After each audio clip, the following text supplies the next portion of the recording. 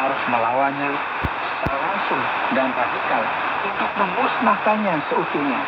Dan ketika kita membaca sepenuhnya dalam kalimat ini, ayat firman Tuhan akan memberitahu kita betapa pentingnya bagi kita untuk mendengarkan perkataan Yesus. Saudara, ingatlah jangan menganggap rendah seorang dari anak-anak kecil. Demikianlah dikatakan ayat yang ke-10. Karena aku berkata kepadamu, ada malaikat mereka di sorga yang selalu memandang wajah Bapa-Ku yang sorga. Karena anak manusia datang untuk menyelamatkan yang hilang. Bagaimana pendapatnya? Jika seorang mempunyai 100 ekor domba dan seekor diantaranya sesat, tidakkah ia akan meninggalkan yang 99 ekor di pegunungan dan pergi mencari yang sesat itu? Aku berkata kepadamu, sesungguhnya jika ia berhasil menemukannya, lebih besar kegembiraannya atas yang seekor itu daripada atas yang ke-99 ekor yang tidak sesat. Demikian juga Bapamu yang di sorga tidak menghendaki supaya seorang pun dari anak-anak ini. Yesus tidak memberikan penghargaan kepada sesuatu yang berharga dalam pandangan manusia.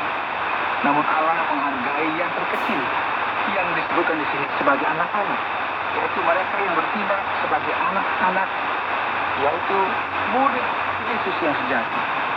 Dan hal ini penting sekali karena Allah yang meskipun Dia merupakan Allah yang maha adil, jika ada satu domba yang terhilang, satu saja orang yang terhilang sudah cukup bagi Dia untuk mencari.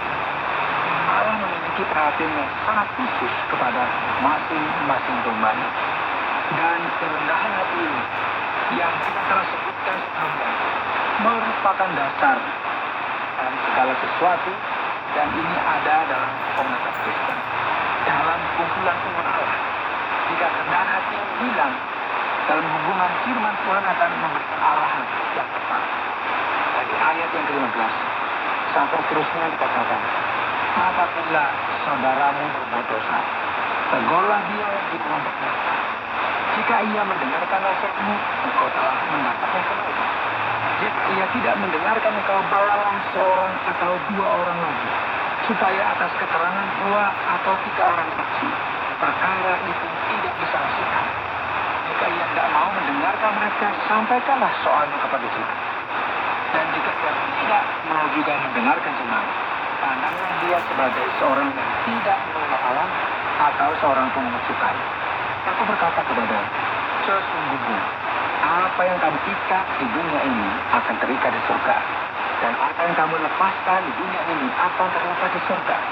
Dan lagi aku berkata kepadamu, jika 2 orang daripadamu di dunia ini sepakat meminta apapun juga, permintaan mereka itu akan dikabulkan oleh Bapa-Ku yang di surga. Sebab di mana 2 atau 3 orang berkumpul dalam mimpi, di situ aku ada di tengah-tengah mereka. Pendengar yang dikasihi Tuhan, benar sekali bahwa orang yang mengampuni saudaranya adalah orang yang rendah. Kita tidak dapat membiarkan masalah di dalam hubungan kita semakin berkembang dan memisahkan kita dari saudara kita dan dari sesama kita. Inilah mengapa Yesus berkata, pergilah kepada orang yang telah melukaimu dan selesaikanlah masalahmu. Cobalah untuk menyelesaikan masalah tersebut. Dan jika tidak mungkin untuk melakukan hal tersebut, orang tersebut harus dianggap sebagai orang-orang yang tidak mengenal Allah atau pemungut cukai. Dengan kata lain, saudara, kita harus menjauhkan diri dari mereka. Ini penting bagi Allah. Dan kita akan melihat di sini bahwa pengampunan merupakan topik yang penting dalam pasal ini. Jadi saat kita melanjutkan pembacaan kita akan melihat bahwa Petrus datang kepada Yesus hendak bertanya tentang toleransi. Berapa kalikah aku harus mengampuni orang lain? Apakah angka 7 merupakan bilangan yang bagus? Ya, mari kita perhatikan. Angka 7 merupakan angka yang mengacu kepada kebenaran.